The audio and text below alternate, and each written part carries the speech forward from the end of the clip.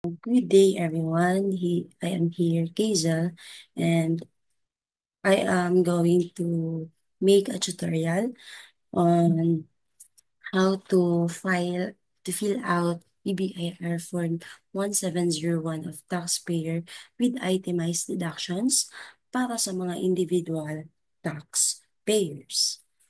First, para mas maging smooth ang ating pag-file, make sure na naka-ready ang ating tax identification number or TIN ID, registered email address, financial records tulad ng mga kinita at gastusin mula sa nakaraang quarter, at syempre, ang ating updated EBIR forms. Okay, so we begin. Here, pag naka-download na kayo ng EBIR forms, ito na po yung itsura ng ating EBIR forms. Dito sa profile, hinahanapan tayo ng TIN identification number, which is dapat may sarili tayong TIN ID. Next is the RDO code, line of business, taxpayer's name, full name, yung tax identification number, registered address, zip code, email address, at syempre, ang telephone number. Okay, so we begin. Sa taxpayer identification number, TIN ID 456-328-328-540. Okay? Sa RDO code, so since may nakagawa na ako ng ganito dati, automatic na ang number or ang ating profile na nag-encode. Next, to proceed, hanapin natin dito ang BIR Form 1701 version 2018, which is the annual income tax return. So ito po yun. To start the fill up, pindutin lang natin itong fill up. Okay, okay, okay. Next. Yes. So, andito na tayo ngayon sa ating annual income tax return. Ito yung page 1. So, sa page 1, sa number 1, month 12, sa year 2024, amended return no, short period return no, tax identification number, ayan, RDR code. Sa taxpayer type, single proprietor. Sa alphanumeric tax code, the business income graduated IT rates. Next, 8, ang taxpayer's name, registered address. Sa date of birthday, 06/22/04. Citizenship, Filipino. Next is sa civil status, single. Since single tayo. Number 17, no, wala tayong.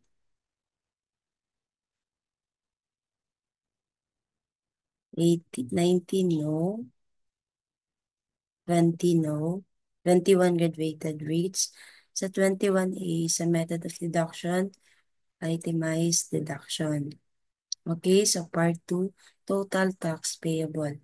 So, para makuha natin ang ating total tax payable, kailangan muna natin mag-encode sa part 2. Proceed muna tayo sa next page. Ito sa next page. Ito pa rin yung dito tayo sa part 5, the computation of tax. Schedule 1 and 2, i-fill out lang natin ito.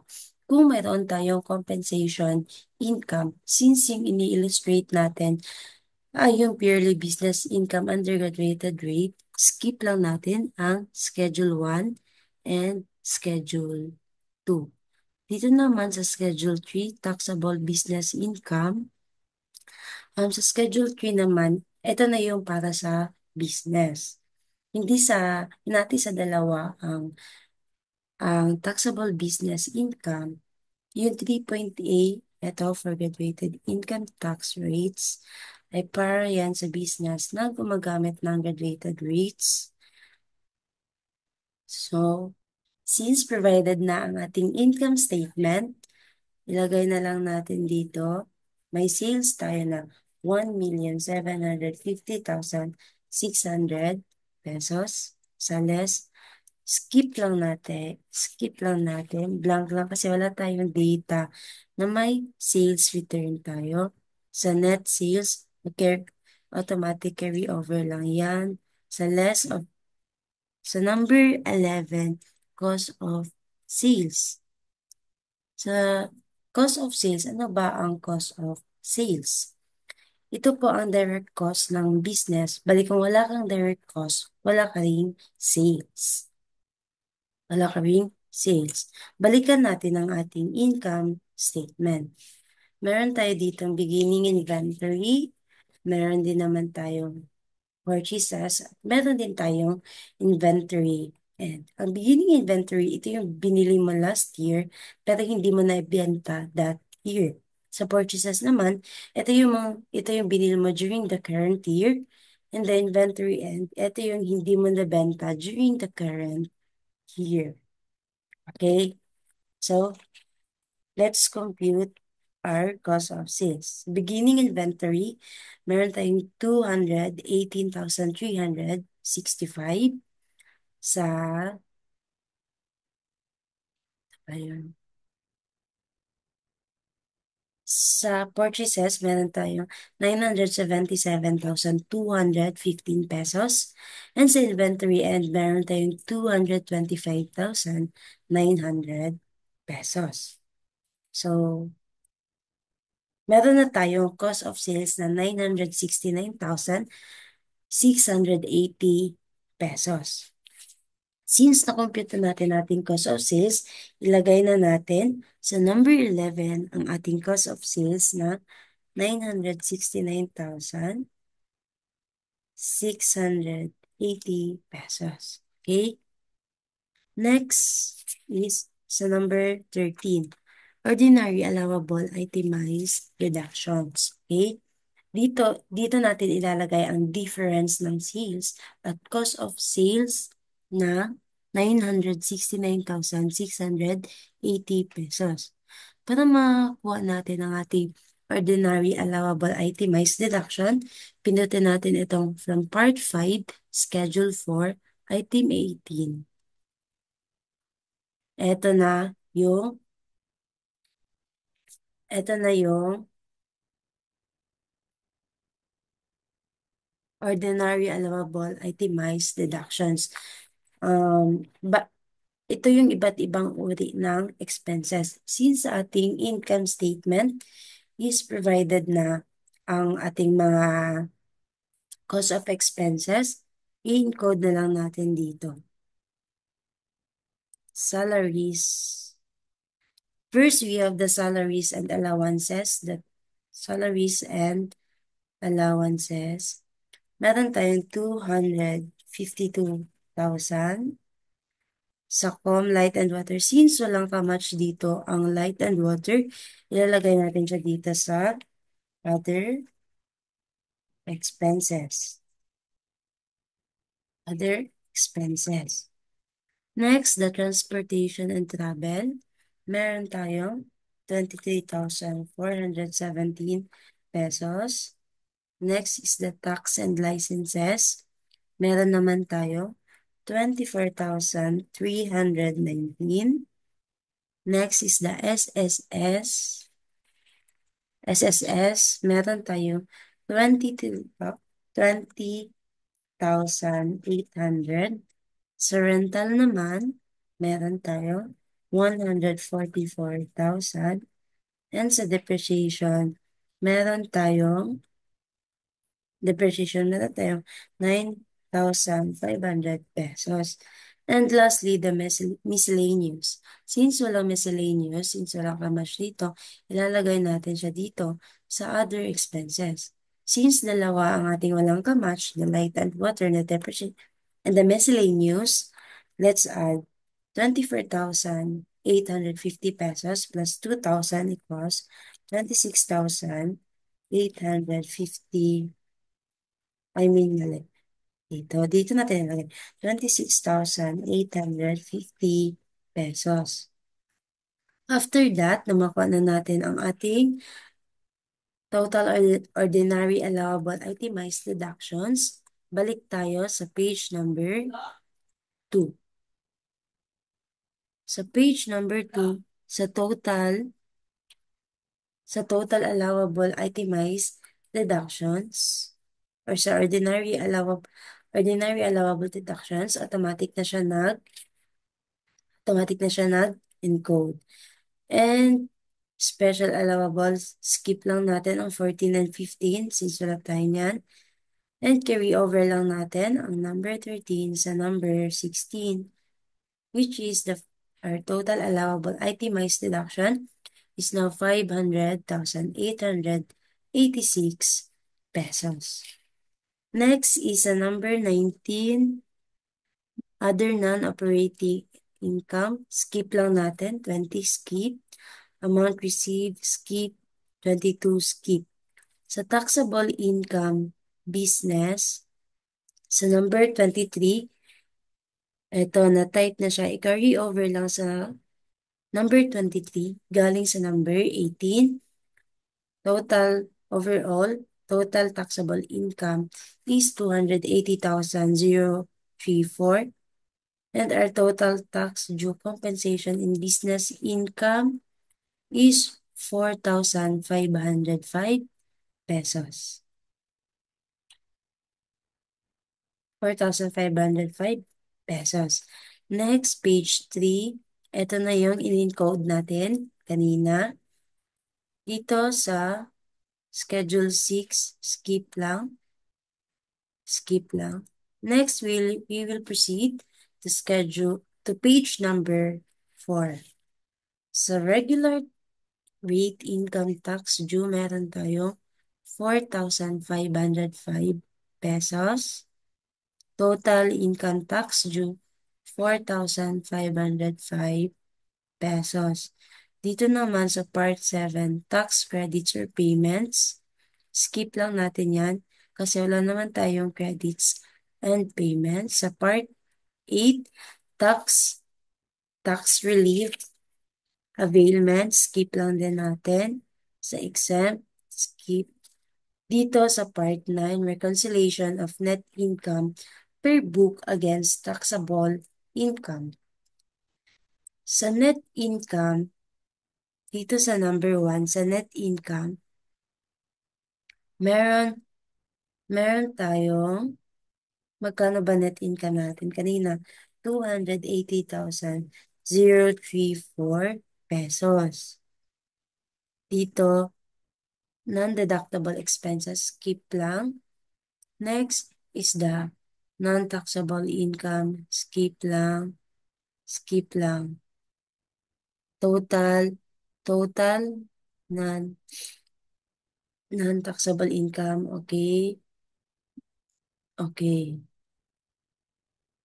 Ngayon, balik tayo sa page number 1, sa part 2. Since natapos na tayo mag-encode, page 1, okay?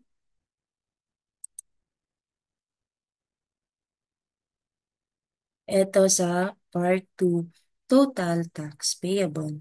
Sa ating tax due, meron tayong 4,505 pesos. Ating total payable, 4,505 pesos din. Dito naman sa amount of tax payable over payment, carry over lang 4,505 pesos. Dito, since wala tayong penalties, wala tayong interest, surcharge, and compromise, skip lang natin. And our total amount payable over payment, 4,505 pesos. And our aggregate amount payable is now 4,505 pesos. So, after mo ma-file yung mga expenses or mga data mo sa income statement, i-validate na natin. Since hinanapan tayo ng invalid birth date on page 1 item 10, balikan natin ang ating mali pala pagkalagay. 06-22-2004. Okay, validate natin ulit. Okay, so may notif dyan na validation successful. Click on edit if you wish to modify your entries. Validation successful meaning kompleto at kompleto ang iyong pag-file ng mga dito sa ating EBIR form. Click OK. Next, save. Okay again. Okay. Okay. So, that is now, that's how to file the annual income tax return for the individuals, including mixed income earner, estates, and trust. Okay. Now we will proceed to quarterly percentage tax. Balik tayo sa main screen. Since meron na tayong profile, hanapin na lang natin ang 2551Q version 2018 quarterly percentage tax return. Pindutin natin and fill up ulit. Okay, click OK. Next. 2551Q, ito naman yung ating quarterly percentage tax return. In this part, pag-aralan natin ang pag-file ng quarterly percentage tax return gamit ang EBIR forms as usual. Para sa mga hindi pa nakakaalam, ang EBIR forms po ay isang application na ginawa ng BIR para mas mapadali ang mga filings ng mga individuals. Kabilang na dito sa ginawa natin kamakailan lang ang quarterly income, ang annual income tax return, which is ang 1701Q. Now we will proceed to our percentage tax return. For the year, number 1, lagay natin calendar. Ngayon natin calendar. Ito, year 2024. Ito, sa quarter, first quarter, amended return, no. RDO code, meron na tayo. Ito, okay na. Dito sa only for individual taxpayers, piliin natin ang graduated income tax rate and net taxable income. Next, part 2, total tax payable. Credit percentage, blah. Okay? So, we will proceed to page number 2. Dito naman sa page number 2, ito na yung computing of tax.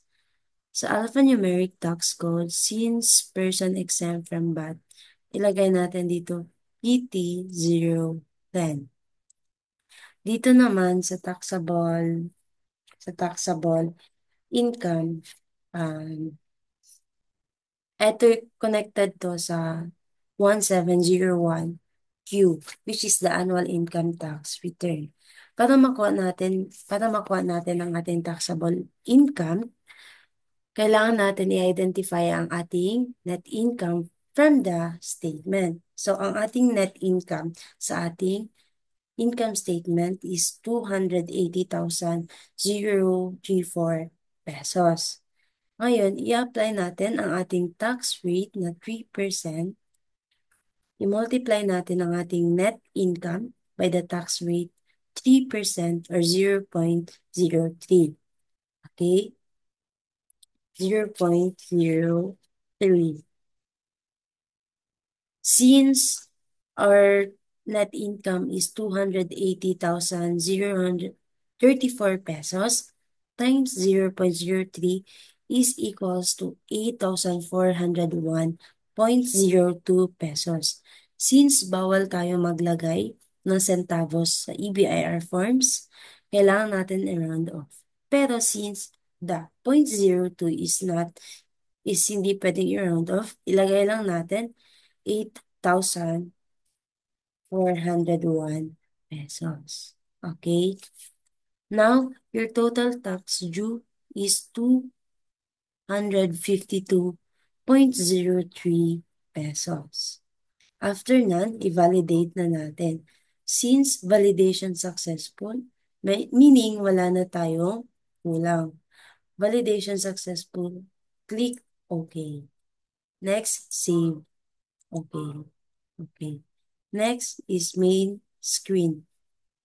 After natin, after natin makuha ang ating mga fill up, para double check, pwede natin siyang i-check dito, back to our main screen. Hanapin natin ang ating fill up, which is the 1701 version 2018. So, andito yung mga list ng ating mga fill up.